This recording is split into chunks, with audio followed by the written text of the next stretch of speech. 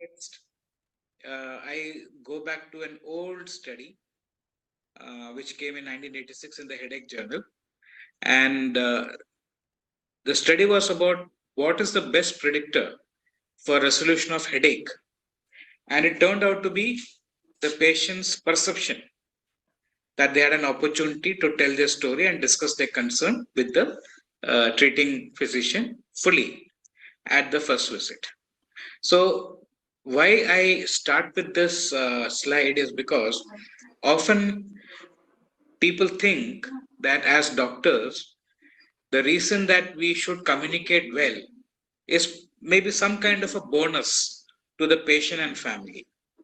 What we need to understand is that we learn communication skills for better clinical outcome. Better clinical outcome does not just come with our ability to diagnose something well or to treat something well. It also includes in how we are able to communicate. That also has a impact, and that is the scientific study here right in front of you.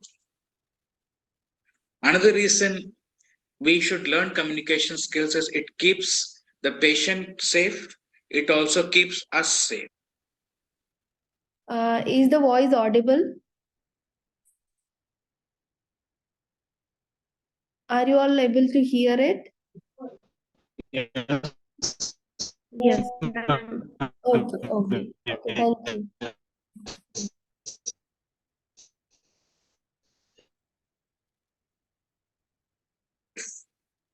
Because many a times medical errors can lead to catastrophe. It can lead to friction between the patient family and the medical professionals. It can lead to be them suing us or sometimes even assaulting us or at least traumatizing us emotionally. So a lot of it can be prevented. Apart from that, the doctor patient relationship is a complex web. We all know that good history taking is essential for reaching good diagnosis, and good communication skills will enhance our ability to take history, and as a result will improve our diagnostic accuracy. I understand that it is not just history that contributes to good diagnosis, it's also examination and investigation, but the basis always is good history. And better communication skills will enhance our history taking skills, and as a result will improve diagnostic accuracy. Many times you may write a great prescription, the patient takes this to the medical shop person and ask their advice whether he or she should take these medicines. So many a times they have more faith in the medical shop person than on us. Now, this is a matter of trust. This is a matter of effective communication. So, good communication skills will help us gain the trust of our patients. It will also help us improve the patient's compliance.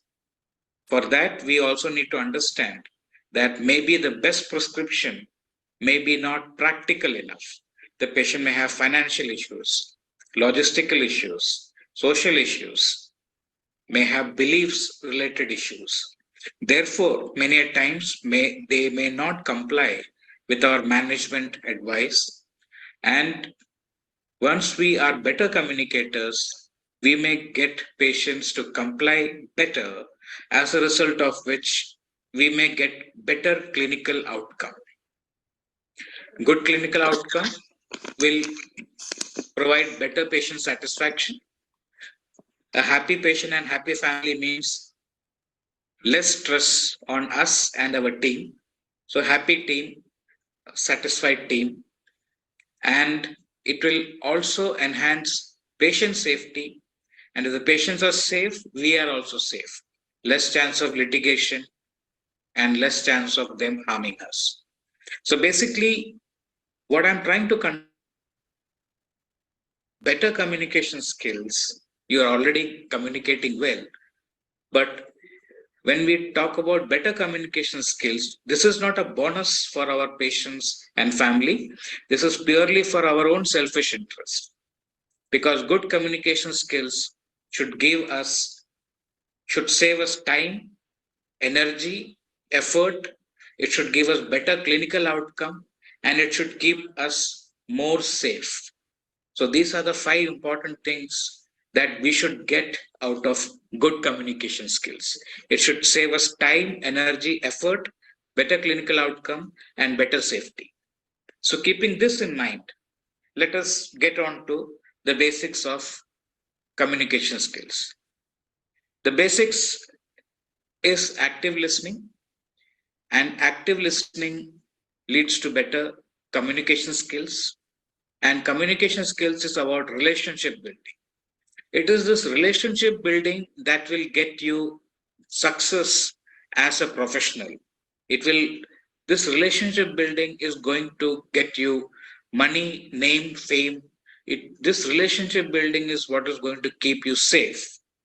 No amount of taking signature on consent is going to help if you don't have good relationship with your patients. So to talk about active listening skills, as the name suggests, it is active, it is not passive. It's a very, very dynamic activity, active listening skills. And for today's session, I am dividing this into two parts. One is the body language, the second is the verbal do's and don'ts. And why do we need to learn body language? Because most of the time, when we are communicating with others, we may not be aware of how our body is reacting, of how our body is acting, and how we are conveying messages through body language, which may be contradictory to what we are saying verbally, or it may not match what we are saying verbally. Therefore, having good knowledge of body language will enhance our capability to communicate better. Also, you go to any part of the world, any culture, any language, wherever you go, the major component of human to human conversation is non-verbal. Many times we think it is verbal. No, it is non-verbal. Our eyes speak, our facial expressions speak, our body speaks. And all of this together forms the major chunk of any human to human interaction. In fact, human to animal interaction is also possible only because of body language. So it's a large ocean, lot of things to discover, but obviously today's session does not allow me. No, moreover, a lifetime is not enough to explore every aspect of body language. If you feel interested, Google for body language for doctors and you will get plenty of stuff. So today I'm just going to talk about around 5, 6, 7, 8 issues. One is eye contact. When patient comes into your OP, stop looking at the computer screen for from the electronic medical record, or if you are still thankfully still using case sheets, take your head off the case sheet and look up, make eye contact with the patient and family, because that is very important, because you are telling them, I see you, I acknowledge you. Instead of that, if you are not making eye contact, it will reduce satisfaction. Eye contact will improve satisfaction, because eye contact is the starting point of any human relationship. Whether you are meeting the person for the first time or you're meeting that person for the 101st time. Second, don't forget to smile, especially the beginning part of your interaction with that person. As soon as that person comes in, or if you have gone to see that person in the IP room. Now you may think, what's so great about it? I am a nice person, I smile. But we human beings are designed to smile at people we know and like. we usually don't smile at people we don't like. We usually don't smile at people we don't know. Therefore, we are not talking about the natural spontaneous smile that comes to us as a regular emotional display of liking. However, I am talking about professional smile. And this you have to practice because it is a skill. It doesn't come naturally. It's a skill like any other medical skill that you get, like how to, the skill that you have of checking BP. Somebody taught you, you practiced, now you're good at it. Or how to put in a cannula. Somebody taught you, you practiced, and probably now you're good at it. So, similarly, smiling, professional smile is a skill. You have to practice it. And for that, you have to plan it, you have to think about it. Let's say you're coming from home and you say, today I will smile at the security person. And then you do smile. Then you consciously smile at the ward boys, ward girls, cleaning ladies, food and beverage people, administrative staff, or physiotherapists, pharmacists, the nurses, your colleagues in other departments, your colleagues in your department. So basically, you have to consciously make an effort to smile. It is a skill, it does not come naturally. So practice it so much that at some point of time, it becomes a spinal reflex. You no longer have to think about it. From a cerebral activity, it becomes a spinal reflex that anything resembling a face passing in front of you will bring a smile to your face. It becomes effortless. It becomes spontaneous. So professional smile, the more you practice, the easier it will come. And it will enhance your ability to make relationships. It will also help you get out of trouble very easily. And the next thing is good tone of voice, because many a times the problems we get into may not be because of what we said, it may be because of how we said. And therefore our tone, our pitch, all of that matters. Now, interestingly, if you practice professional smile, I guarantee you, you will have a good tone of voice. You don't have to practice for good tone of voice, because if you have a happy face, you will have a happy voice. If you have a grumpy face or an angry face, you will have a grumpy sound or an angry sound. Therefore, when you practice professional smile, you get a good, warm, happy tone of voice, free. Therefore, it's a good package. Practice professional smile and get a good tone of voice totally free, and stay out of trouble. This will get you out of trouble. This combination of a smile and a happy tone of voice will usually get you out of trouble, or it will prevent trouble from happening at all. So it is preventive medicine.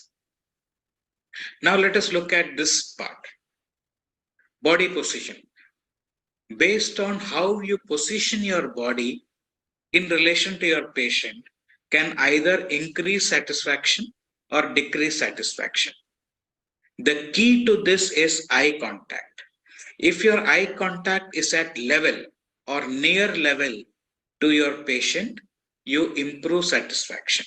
If your eye contact is above or below, it might look you're looking from above or looking from below. This creates hierarchy, that is superior inferior kind of a thing. So because you are a medical professional, no matter what position you are in, you're looking from above, you're looking from below. That is, looking from above means standing and looking down at the patient, or looking from below means you're sitting in your chair and looking at somebody standing up. Both of this, because you are a medical professional, the hierarchy is in your favor. You are the senior person, and that person, the other person, is always hierarchically below you. Therefore, When you create eye contact at level by positioning your body, you create equality and therefore improve satisfaction.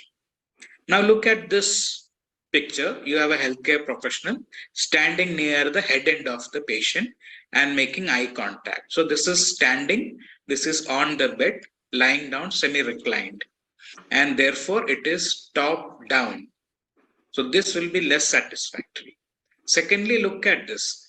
For this person to make eye contact with the healthcare professional, the person has to turn the head at an acute angle, and therefore you can see the sternocleidomastoid muscle so prominently. And this can become uncomfortable for the patient after some time.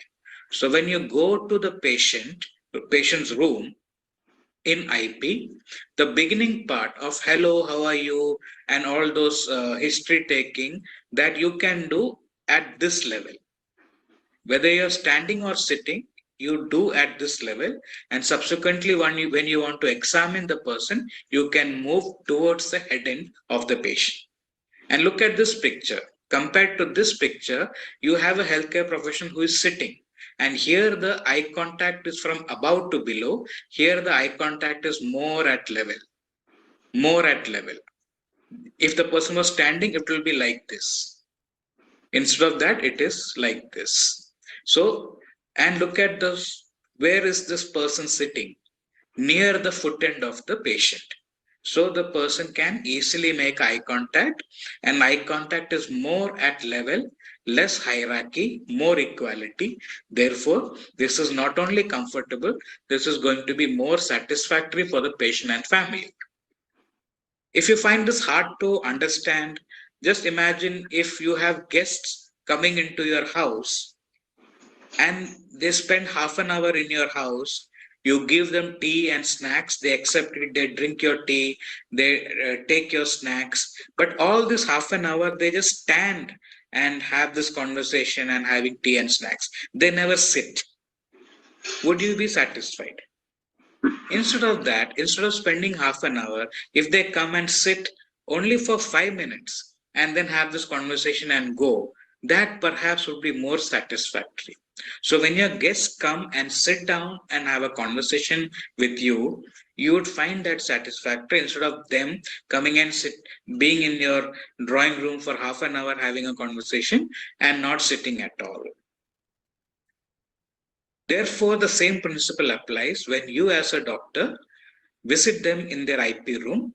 Don't spend extra time. Whatever time you usually spend, it could be 2 minutes, 3 minutes, 5 minutes, whatever it is, up to you. But whatever time that you spend, of that, spend a small part sitting down and having this conversation. Hello, how are you? And how is the fever, or how is the breathlessness? How is the pain? All of these verbal part of it, if you do sitting, perhaps near the foot end of the patient, that will enhance the satisfaction. So let us say your usual time per patient in your round is, let's say, 5 minutes. And in this 5 minutes, if the initial 2 minutes you can sit down and talk, and rest of the 3 minutes you can get up, examine, and then whatever, give the orders and etc. etc. But that 2 minutes of sitting down and having that conversation will definitely enhance the satisfaction level of your patient and family. The bottom picture, you see a healthcare professional making eye contact at level with the child by bending at the knee. If you can't bend at the knee, you can just pull up a chair, sit, and create the same effect. Most of the time, when we as adults, we interact with children, we bend at the hip and look down upon them. In adults, this creates dissatisfaction. In children, it creates fear. They will be afraid of you. Instead of that, if you position your body in such a way that is, you sit down and make yourself at eye level with them, you will be able to build a better relationship with children. They will not be scared of you, they will not be afraid of you, and gradually you will be able to earn the trust of the children. So in adults, it enhances satisfaction. In children, it reduces the fear of how you position your body. So good eye contact, smile, good tone of voice, and how you position your body, all of these are enhancing satisfaction for your patient and family. A question: how many of you will be satisfied having a conversation with this gentleman who is in this lordos's position? And how many of you would like to have a conversation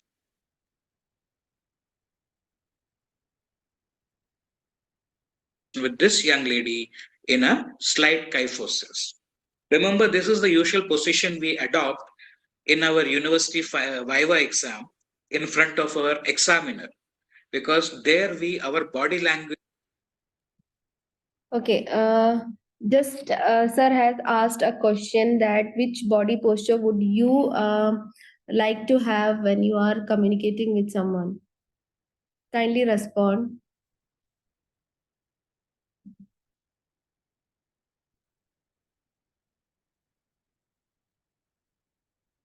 Ma'am, second one.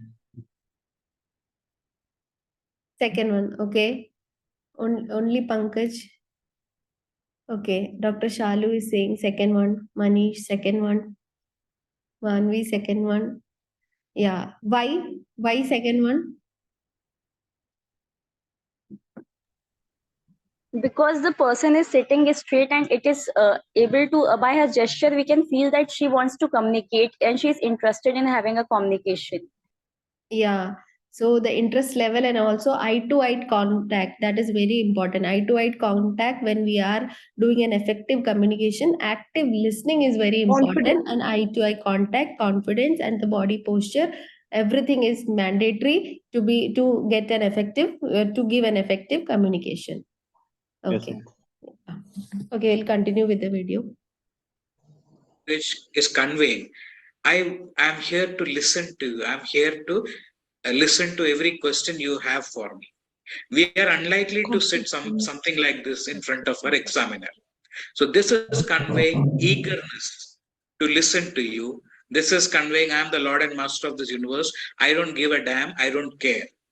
And this is going to be unsatisfactory. This is going to be satisfactory.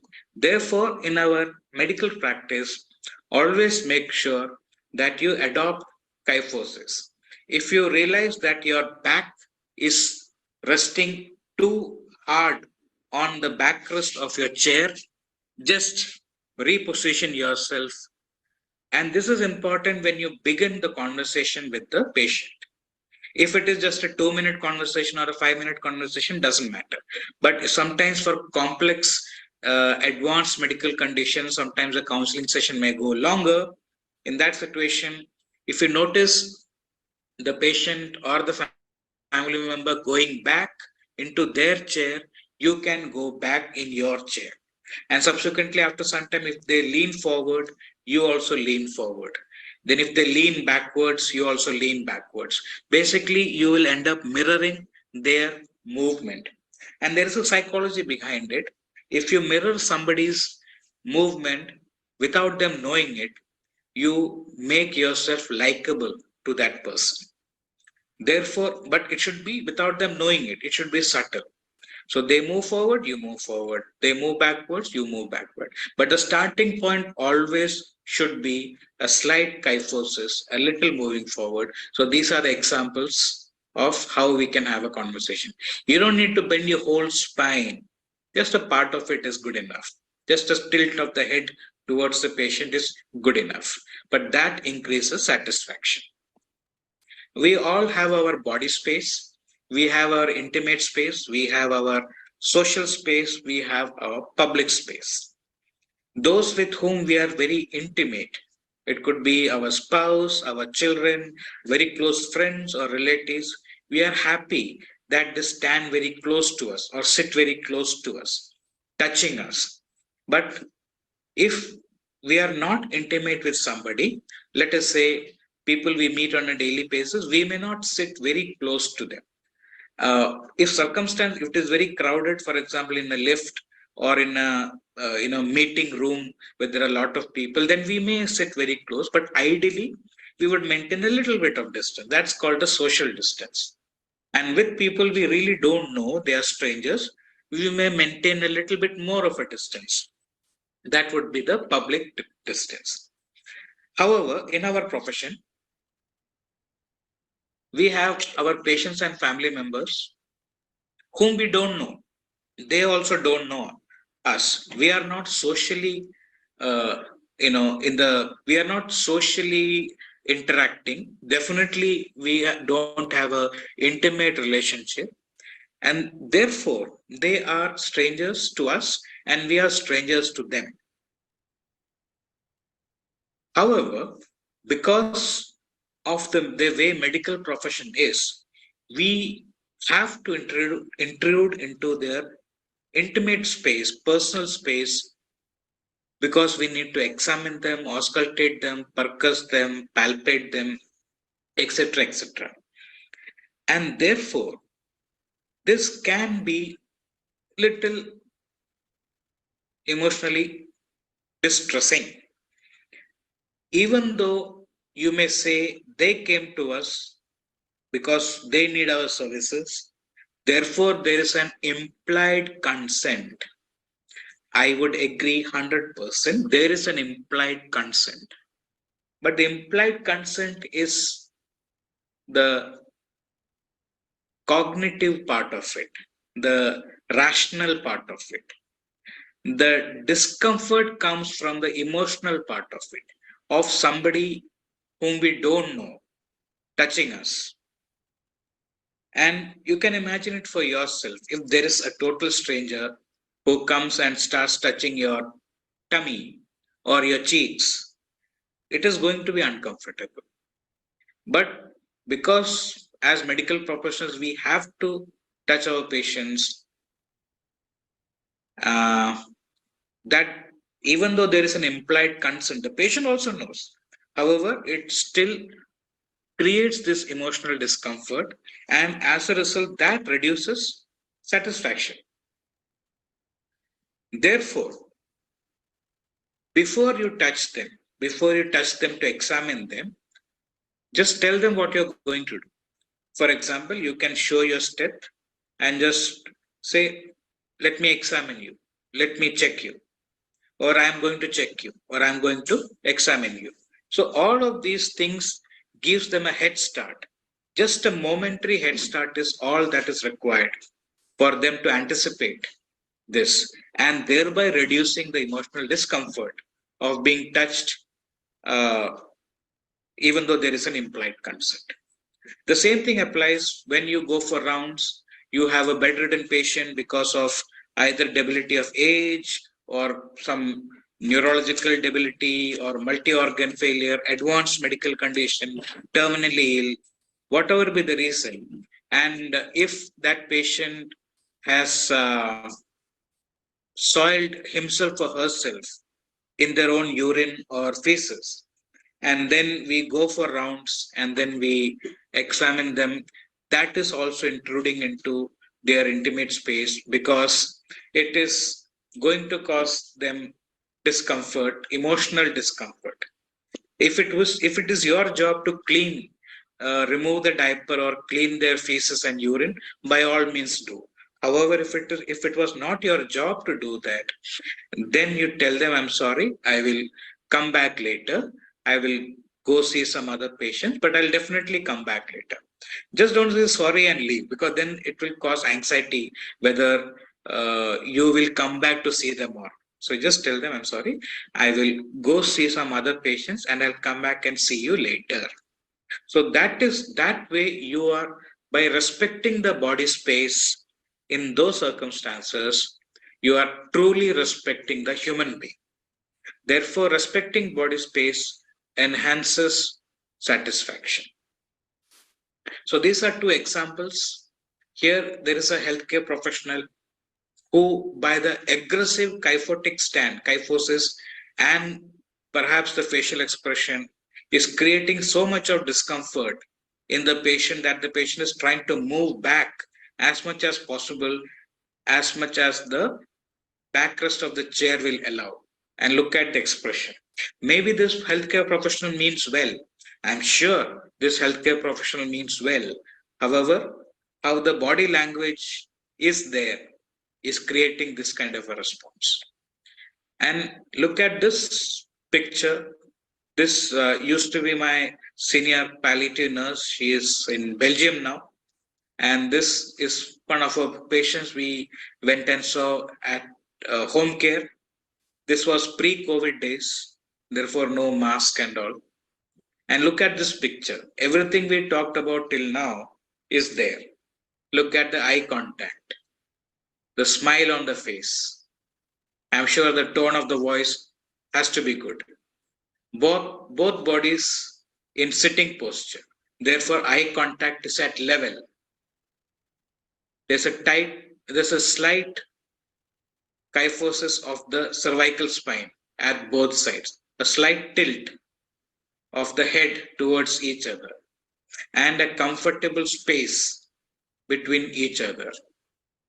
And this is what we should be targeting. This is an excellent picture, and this should be what we should be targeting. Everything that we talked about. And this is possible. We do it on our day-to-day basis.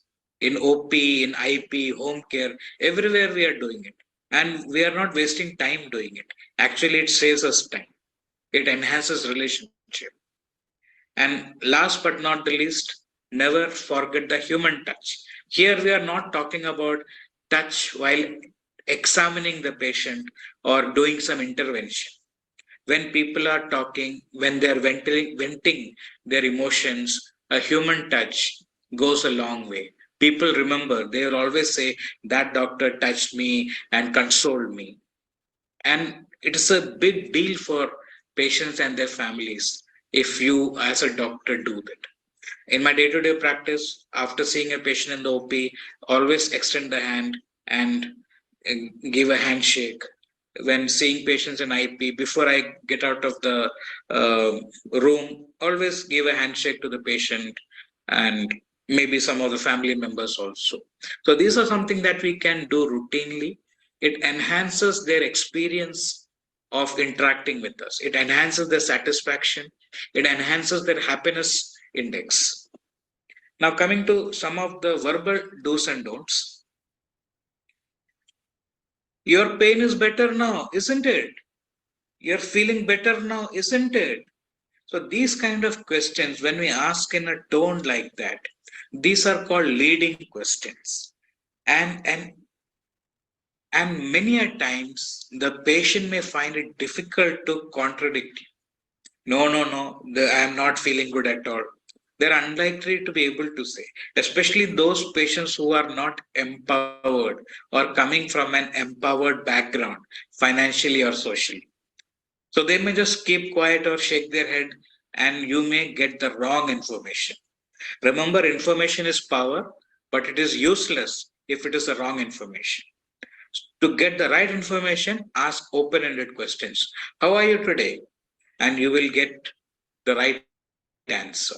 So never ask leading questions, always ask open-ended questions. Do not minimize my toothache.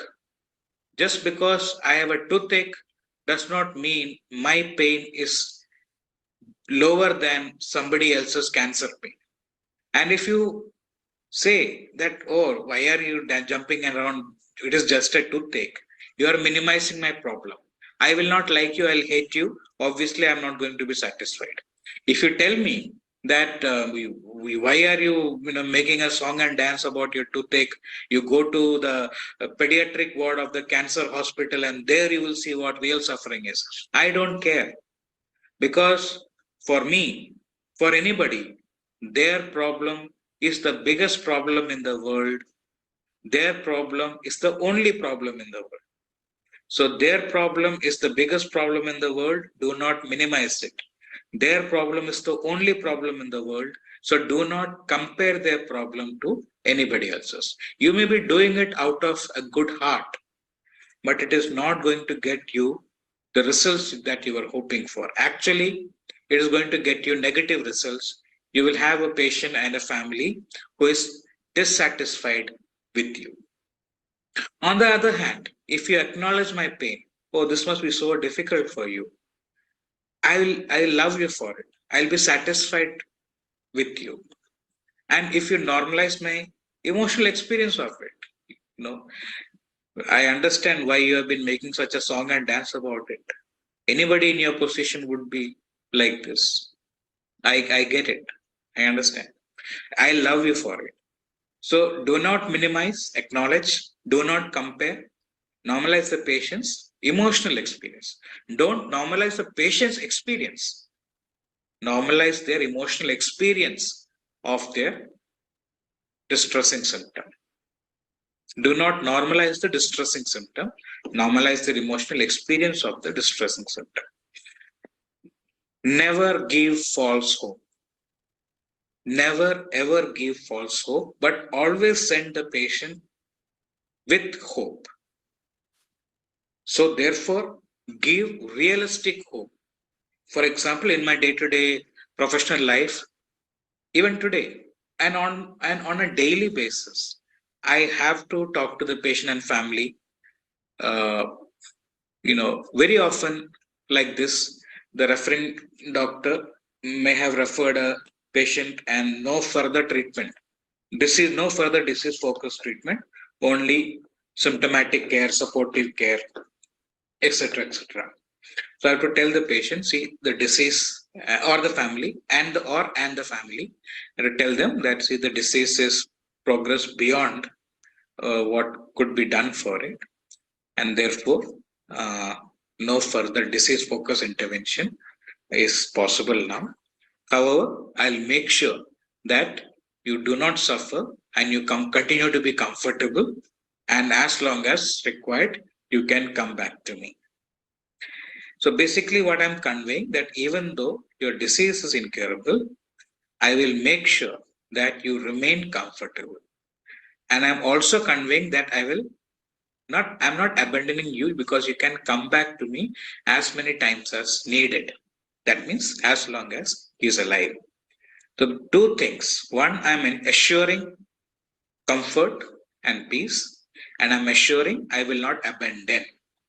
So these are the things that I am not verbally saying it, but I'm conveying it indirectly by what I'm saying.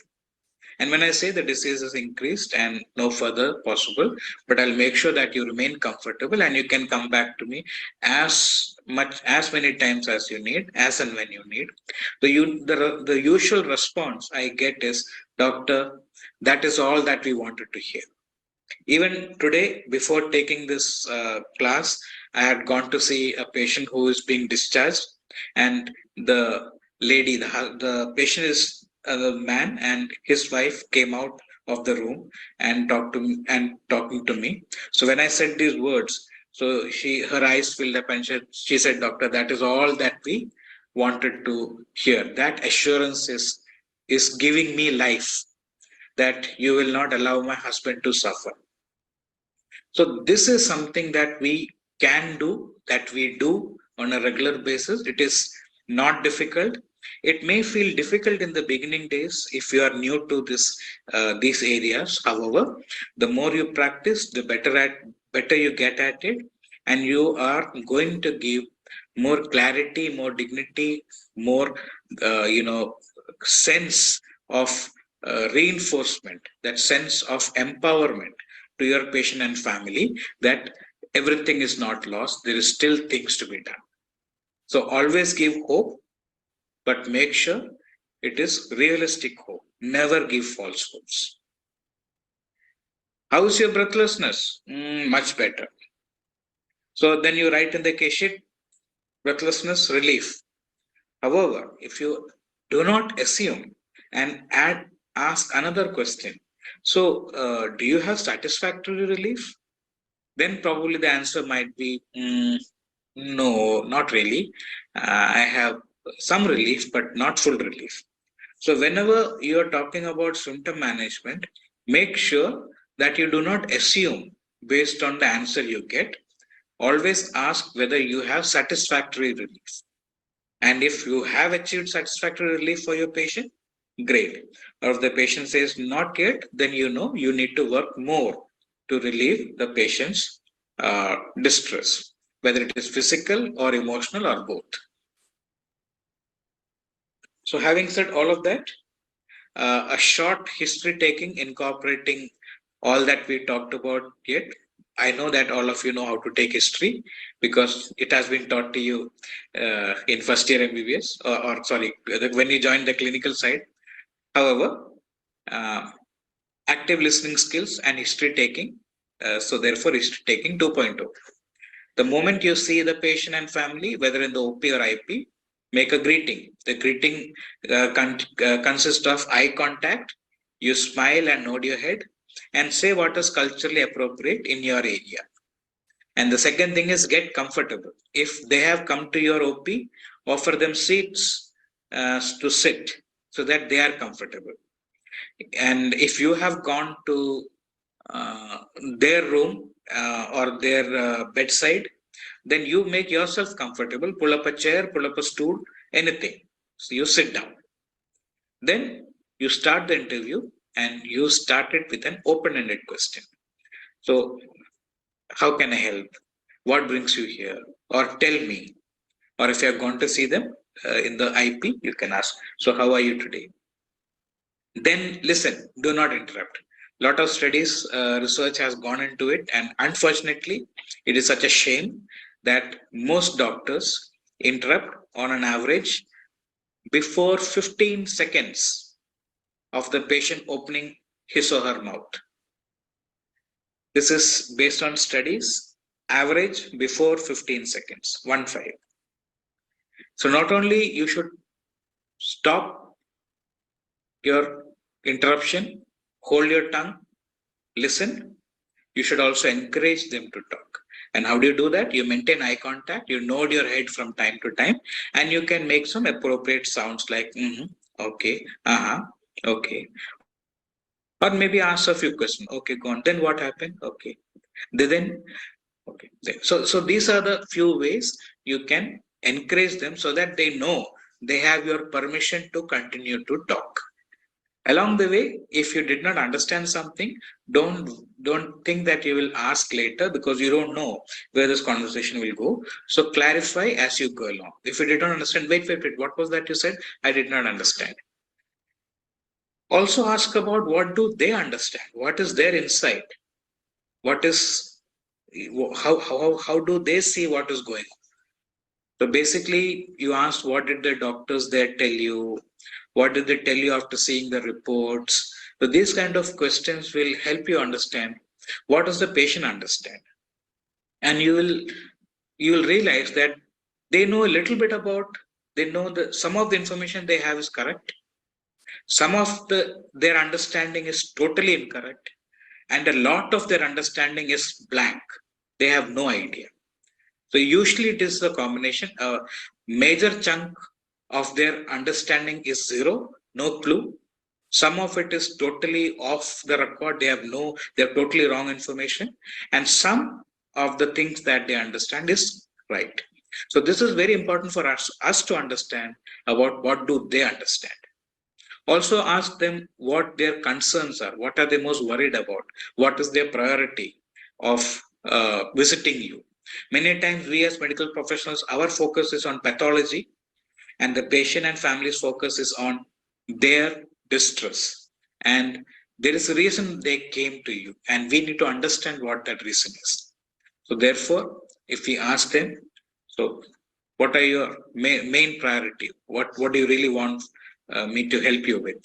So they will tell you what the major concerns are. Also, when you have information to share it in a language that is simple, devoid of jargon.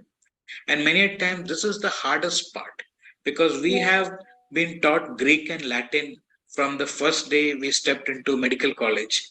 And therefore, Greek and Latin has become our lingua franca. And therefore, when we speak Greek and Latin with each other, we understand it perfectly well. But when we speak Greek and Latin with our patient and families, it sounds like Greek and Latin to them. And surprisingly, they don't understand any of it. For example, if you were to say the USG shows a cyst in the ovary, nothing to worry about. It makes perfect sense to each one of us. However, from the patient or the family's point of view, the conversation in their head may go something like that. I paid money for scan of the tummy, for the stomach scan, and they did the wrong test. They are saying they did USG, though I paid money for stomach scan. So there itself confusion starts. Wrong test. Now they are saying there is cyst in the ovary. Cyst means cancer. I know that. And now they are saying nothing to worry about. There is something fishy going on here. There is something that is not right. So all of this will create suspicion. It will create friction. It will bring loss of trust, loss of clarity, and unnecessarily it will impact our peace of mind. Therefore, we need to learn how to speak common man's language without bringing Greek and Latin. For example, the, the scan of your stomach has come. It shows there is a slight swelling around your ovary, and the opinion is that is nothing to be worried about. Maybe we can do a similar scan after 6 months to see if there is any difference. So if you speak in a simple language, a common man's language, without USG shows cyst in the ovary, nothing to worry about. So all of this jargon will only create confusion, friction, loss of trust, and it will backfire on us. Most of the time, we don't understand why people don't trust us, why people don't understand what we are conveying. We may be spending half an hour providing information. At the end of the day, they say, doctor said something, I don't know what they said. We don't understand any of this. Whereas alternative medicine practitioners, uh, they have an advantage over us because most of them are good communicators. They're able to communicate in the language that the people understand. You know, in the language of pittam, kafam, jwaram, and these kind of words that they use, it is familiar terrain. And the kind of words we use is unfamiliar terrain for the patient and family. And as a result, they may end up believing and trusting the alternative medicine practitioners and not believe and trust the modern medicine practitioners, even though we are the ones who are trained in science. We are the ones who have a much more rigorous learning period of time, and we are the ones who have better skills and continued research knowledge backing us, our clinical practice, evidence-based practice. But none of this is going to help us if we don't have the trust of our patients and families. It also means discussing the treatment options with the patient and family. We are comfortable having a medical board, we are comfortable having a tumor board, we are comfortable having multiple cross consultations, but we are often not comfortable sitting with the patient and family and discussing treatment options. Remember, the patient's life, their financial issues, their social issues, their logistical issues, they are the specialists in that area. We are not. Therefore, once we have a medical consensus on what constitutes the best option and what constitutes the second best option and what constitutes the third best option, these are the things then we can sit with the patient and family and discuss.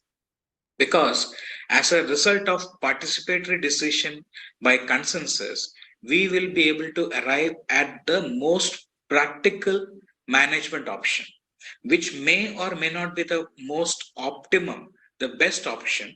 It may not, or it may be the best option, but the option that will be done will be the practical option. And for that, we need to sit with the patient and family. The additional advantage of that is then the outcome, we will be equal participants of it. Suppose things did not go well, then we all are in it together. The patient, family, and we, the medical profession, we together took the decision.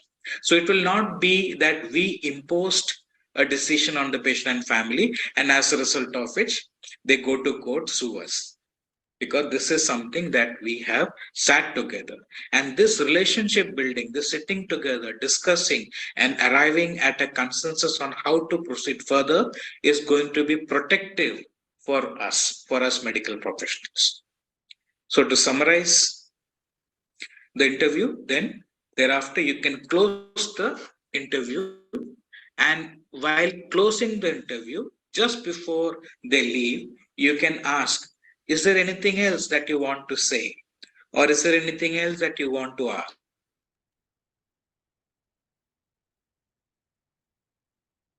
Dessert, this works as the sweet dish at the end of a good meal. When you have a good meal, at the end of it, when you get uh, something sweet, a dessert, a sweet dish, then you are content. It completes the meal. So when you ask this question, is there anything else you want to ask? It brings a smile to the faces of the patient and family.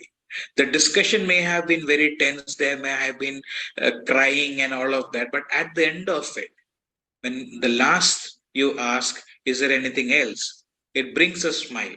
That is the sweetness you want to bring at the end. And with that smile, you should leave the IP room, or with that smile, your patient and family should leave your consultation. So that is the importance of asking that question in the end. Also, when you close the interview, you leave the door open. What does that mean? Leaving the door means that if you tell them, okay, next follow up after 2 weeks or after 1 month, you also tell them that in case you need to, you can come early. Now, why I am suggesting that? Because when we go for home care, many a times we see that patients are having some acute problem, and I tell them, why don't you go to your treating doctor? They say that we have been asked to come after 1 month or after 2 weeks or something like that.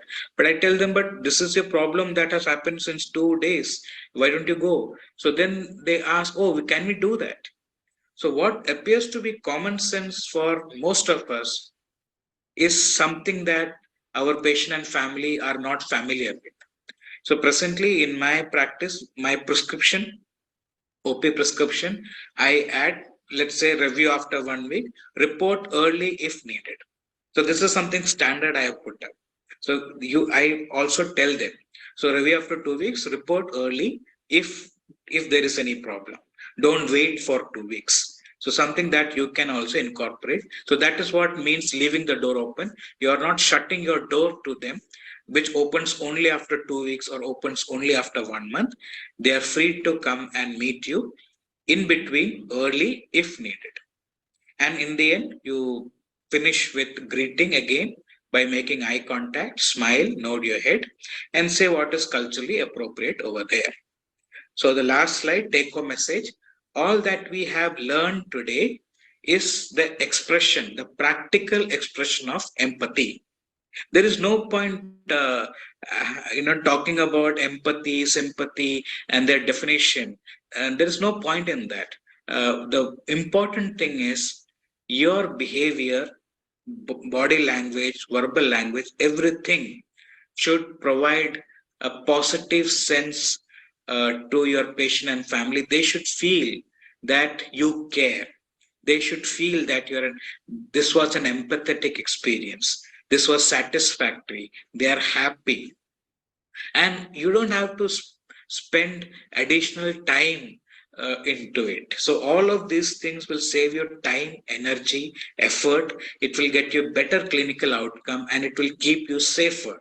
So it is for our own personal selfish interest that we practice good communication skills. We give them the experience of empathy, and they remember that. They may not remember how many degrees you have. They may not remember how many crores of machinery your hospital has. They may not remember any of it, but they will remember how you made them feel. And if you made them feel, they will go and talk about it. They will do free marketing for you, publicity and marketing. And if the opposite was the effect, then they will do that also. They will go and tell around everybody that doctor is hopeless, this hospital is hopeless, never go there. So most of the time in media, we see all these negative comments. We should do these things for our own selfish interest, but will also create overall a positive energy around us and into the community. With that, I stop here. And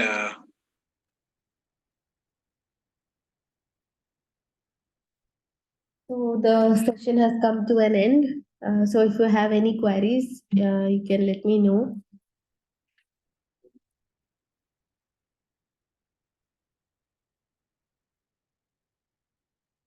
What are the take-home message which after this session you think is important?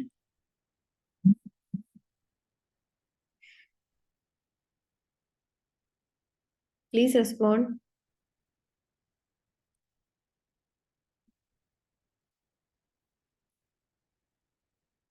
What you have learned from this session, what kind of communication we should have, what are the key things we should remember while communicating with the patient and family?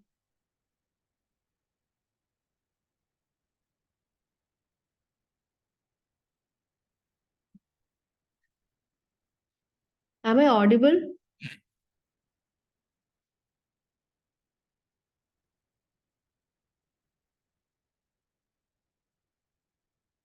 We would request everyone to keep your video on.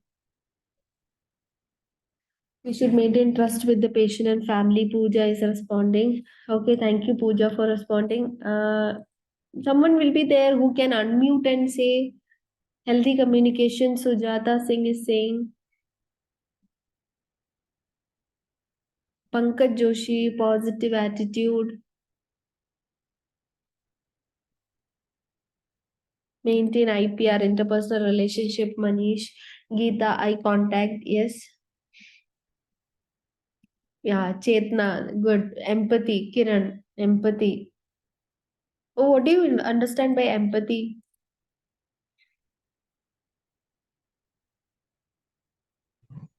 A feeling that what patient is actually feeling.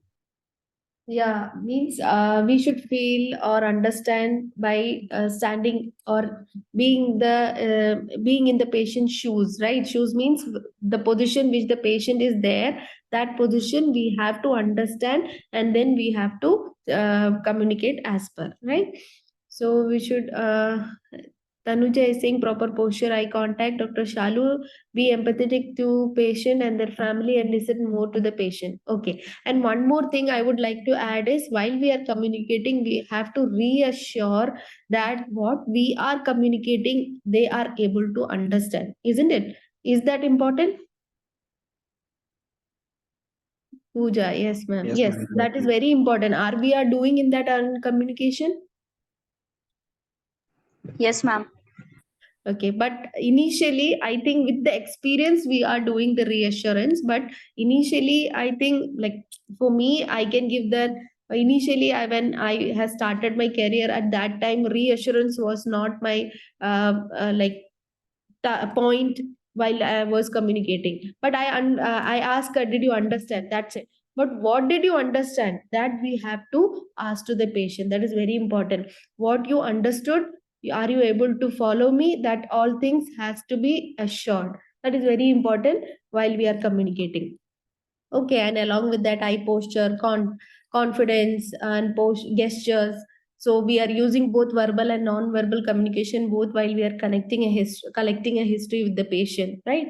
So these are all things important. So if we maintain a good communication, then that whoever the person is, like if a nurse is communicating or a doctor is communicating, the patient satisfaction level will be more, right? So ultimate goal is patient satisfaction and understanding, so that they will remember us for long time, right? And what we have said, that is also be remembered with along with the person.